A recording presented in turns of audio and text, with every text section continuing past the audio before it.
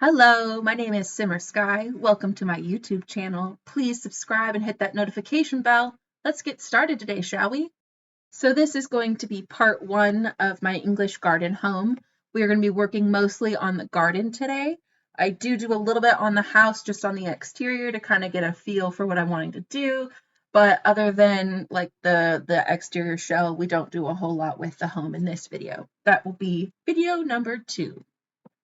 So I really got a lot of inspiration from Pinterest and this magazine called English Home and Garden, I believe is what it's called. My dad's aunt has been getting it for my mom for years, and I've always kind of wanted to do a build like this, but it just seemed super intimidating because not only is the home in a style I don't usually do and also have no real experience with because I am in America, not in England. And I haven't done a huge backyard like this or a huge garden space like this before. So I was really nervous about how this would come together. And I think it ends up looking really good at the end. But seeing it here at the very beginning and then seeing it at the end and what I have now is amazing. It's like night and day. And I think that's so cool. So if you are a Sims aficionado, or you know a lot about the game, or you know a lot about the worlds, you'll notice I am building this lot backwards right now. This lot, it's one of the upper lots in Windenburg. It is terrible lighting from the front, but the back isn't too bad. So I started building the house at the front and realized that was terrible. So demolished the whole thing, flipped the lot around, and started building from the back. And that worked a whole lot better. But then when I got to starting the garden space, I realized this lot is too small. So I ended up having to save it to the gallery and then move it to a different lot. And the lot I move it to is huge. It's like nearby this lot, but it's probably, I think it's like a 50 by 50 lot. So it's substantially bigger. But hey, I wanted a challenge and I got it. So I really like how it made me think, and it made me like think about what builds look like in England and like what would be cohesive in the backyard, but also like what is usable in The Sims and what is going to be usable space and what could we do with this backyard space. And I feel like for the most part, everything in the backyard will be functional, and like you can sit in the yard. It's almost like you have like a little park or something in your backyard. So a feature in The Sims that I freaking love is the ability to copy objects. And as I was doing these dormers, I not only copied the dormers themselves, but also the roofs. So I was able to make sure that only they were the perfect pitch, but they were all identical, they were the same size. And that is so handy, especially because for some reason, making things the same size and shape, and especially roofs, making them the same pitch, very difficult for me. So I'm not going to talk much about the build at the moment. I have to get some things off of my chest. I have to vent a little bit. I am so sorry. But as you may know, I am currently studying for the bar. As I am recording this, it is the Sunday before we start on Tuesday, and I feel ready. I am excited to get this thing over with. It's been a long time coming. I feel like I've been studying 4 months. I believe we started like middle of May. So this has been a long time, and it's been a long time to have my brain be working at such a high capacity and taking in so much information, and also be stressed about like what's going on in the world and the fact that I have to take this exam that's basically going to decide my fate. So it's been a lot of stress, and I'm very glad that I have been able to start this channel and get back to building in The Sims and really challenging myself in The Sims, because it's been a really nice escape and distraction from the stress that I'm under.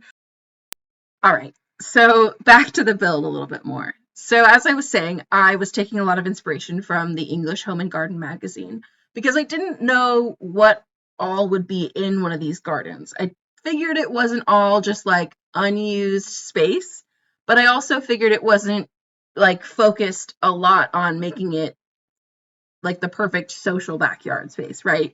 I figured it was a little bit of both. It's space you want to like walk through, maybe drink your coffee, enjoy your garden, see the pretty bees, smell the roses, all those kinds of things. But I also figured it's a space you want to be able to have people in your backyard and enjoy the space and kind of like wander around the pathways and see what different features are in the backyard. So I try to include a lot of different things. So obviously we have the pool. This base or the feature on the bottom was not cooperating. We also at some point put in a gazebo and a little space to like play chess. There's that fountain that you saw that you can see here, and I do a little like walkway around the fountain. This little raised planter box was a random idea that I had that I saw in the magazine, and I was like, sure, we'll use it as like a little dividing feature. Sounds great. I don't know. So it was really just kind of me taking inspiration from all of these different pages in this magazine. And I want to let you know, I had like 7 magazines that I was taking inspiration from. So there were photos of like houses with vines growing up, and then you'd see like pool spaces, and then you'd see like fountains with garden areas around it. And I really just kind of took a bunch of them and threw it together into this mosh pit of a backyard. But even though it's just a bunch of ideas taken from several different places and several different spaces, I think it looks really good together. I think it's balanced. I think it's pretty. I feel like there's a lot of different things for you to see. And if you like walked through this, and we will eventually, when you walk through the backyard, it's beautiful. And like there's so many different things that you can look at and things that will catch your eye. And I think that was one of the cool things about doing this build specifically. I also, like I've said in past builds, I love terrain paint. I played with the terrain paint so much in this one. I do a lot of it off camera because I figured you didn't want to watch me do that. I did include a little bit, so like here I'm using terrain paint as like a pool trim. I don't love all the pool trims that we get in the game. They don't really do it for me. I feel like they're kind of boring. So I like to use the terrain paint as a trim to go around the pool, like a little walking space around. I'm sure your Sims will never actually use the space and like the walkways that I've created, at least not the one around the pool, but I wanted it to be there for aesthetic purposes. So it's cute. And I love these little like candles in the pool, but I couldn't just do one because the pool's freaking huge, right? So I had to do a bunch of them. And then that little bubbler, I haven't seen that in action yet, so I'm looking forward to seeing that when I play test the game in live mode. One of the things I also really appreciated about doing this build is I got to use items I don't usually use. Like these trees here with the topiary? I have no idea because they don't look like topiaries to me, but these topiary trees, that's what I'm going to call them now. I don't usually use those in my builds. I know that they're pretty, and I know that there are a lot of places that they are used in like EA builds, but for some reason they don't seem to fit my aesthetic. And I saw them, and I saw something that looked a lot like them in one of the magazines, and I was like, okay, yes, let's use them. So I thought it was kind of interesting that I was able to use a lot of things I wouldn't normally use. I haven't had Get Together for very long, so I really haven't had the opportunity to use some of these fountains or the interesting little like topiary things. So I relished that opportunity to kind of find different things in our list of furniture items and stuff, and to use those. As I was going through it, I was realizing that when I bought the pack, I did not do a very good job of looking through all the new items that had come with it. And I really took some time to do that here. I looked through to see what kind of trees were available, and I looked around to see what kind of fountains there were. And these are the ones I found that I like the most. And I think that they suit the space really well. I mean, the whole pack is supposed to be like a English style pack, I think, right? The like Tudor style is a lot of the wallpapers and stuff. So I figured it would suit the space well to use items from that pack. Here we are. There's a lot of repetition. I use a lot of the same flooring. Obviously, the terrain paint is the same almost throughout. There's a lot of the same flowers, a lot of the same trees, but I was really hoping that that would kind of create a cohesive look, make it look like whoever designed this, hit me, but whoever may have designed this in The Sims had an idea of what they wanted the space to look like ahead of time, and it kind of came together for them well and based on that.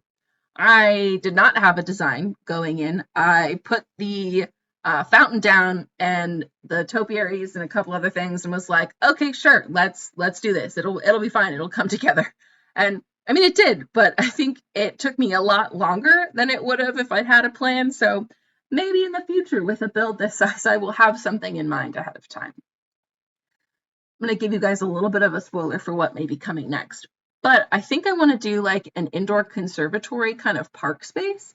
So I may end up using a lot of the same techniques that I found here. Like that raised planter bed, I feel like would look really good in something like that, especially if you can change the levels of like the trees and the plants and the shrubs and all that kind of stuff to create like depth, maybe that's the word I'm looking for, depth to the build, and so your eye travels throughout the whole space, so you're never bored looking at the same thing over and over again. I was trying to do that here. I was trying to kind of create texture and differences in heights and like different flowers and different colors so that it's not all just boring and plain, and I think it worked out pretty well. That's just my opinion, and I'm gonna toot my own horn on this one. Toot toot. So that piece there, the glassed-in ceiling, I'll probably end up using something like that for the conservatory. And a lot of the images I was seeing in the magazine had like greenhouses and green spaces that you could like grow plants and stuff. And I've tried to do things like that in builds, but they never seem to look the way I anticipate they will. Maybe it's user error, maybe it's just we don't quite have what I want in The Sims. But maybe eventually I'll find something else that'll suit it and make me happy. I have tried multiple times to figure out why all of a sudden the color scale changed. I don't use a reshade. I didn't do anything. It definitely didn't look like that while I was building. So it does go away eventually. I am sorry that it looks ugly.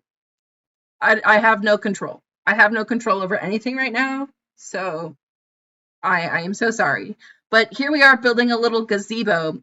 I am not going to lie to you. It took me a lot of tries to build the gazebo because for some reason I couldn't count. I was trying to make all of the sides equal in length, but obviously we have some diagonals, so that didn't quite work out, and it got weird several times. I looked at it and was like, why is this crooked? Finally, there we go, back to normal color. Super weird.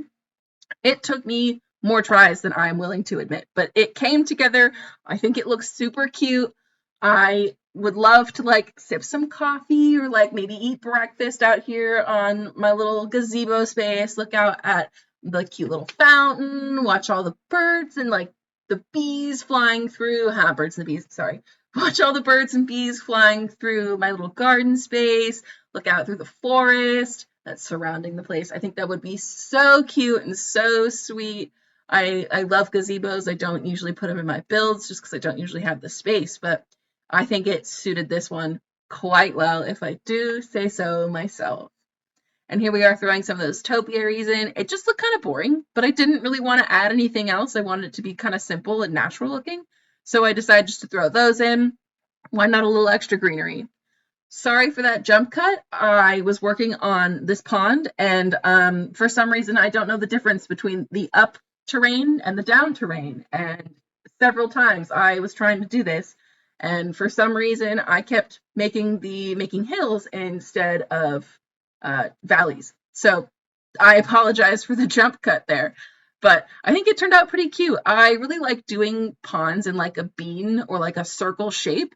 For some reason, it just seems super natural to me. The circle, not so much, but like a bean, it seems more natural. So I was going for like a bean shape here, and it looked pretty good, I think. Does anybody know how those fishing signs works? Because I put one of them in a Let's Play or in a game I did a couple months ago and could not get my Sims to fish. I stocked the pond and it didn't work. But I had it outside the pond, and I thought maybe that was why, because it wasn't in a pond, it wasn't like attached to anything, so I couldn't fish. I don't know. That could not be how it works at all. But if somebody could please give me some insight on how to use that thing, because it really annoys me that I haven't figured it out. But look how cute with all the reeds and all the cute stuff in it. I have the little dragonfly spawner, and then I put a couple of the firefly spawners over by that other tree.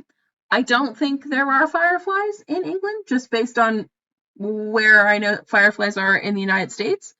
But I mean, it's The Sims, so I'm gonna do what I want, and that's what I wanted. So I really liked how it turned out, though. That's a cute little space, and I feel like I would love to like walk around there and just just enjoy the morning or enjoy the day, get some nice sun. I love doing like little rock formations, and around the build were several different rock formations around.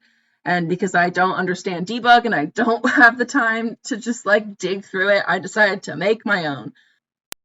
I also went through and lined all of the pathways. I saw in the magazine that a lot of the houses and gardens had this. Not all of them, but for some reason it seemed to finish off the build a lot. If I had done that, I probably would have just used terrain paint around the walkway, like with like a light brown or something, just to show that it's different from the grass and not just like set right on top of the grass. I do end up doing that, but I think if I'd done it otherwise without the plants, I would have just done it with a darker one instead of like the grassier looking one. And then I really like these pink trees. It just seems to fit the space. And I really wanted to have like whites in the flowers and pinks.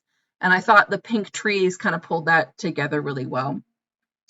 Here we are just going through the terrain paint. I really like it. I feel like it creates depth.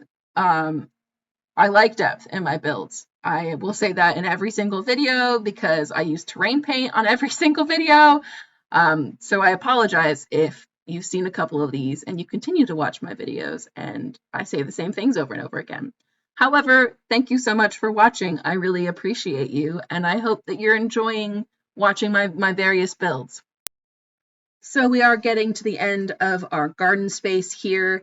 Like I mentioned, this is going to be part one of a two-part series. I probably could have made it just one, but I wanted to do it separately because the builds are so different.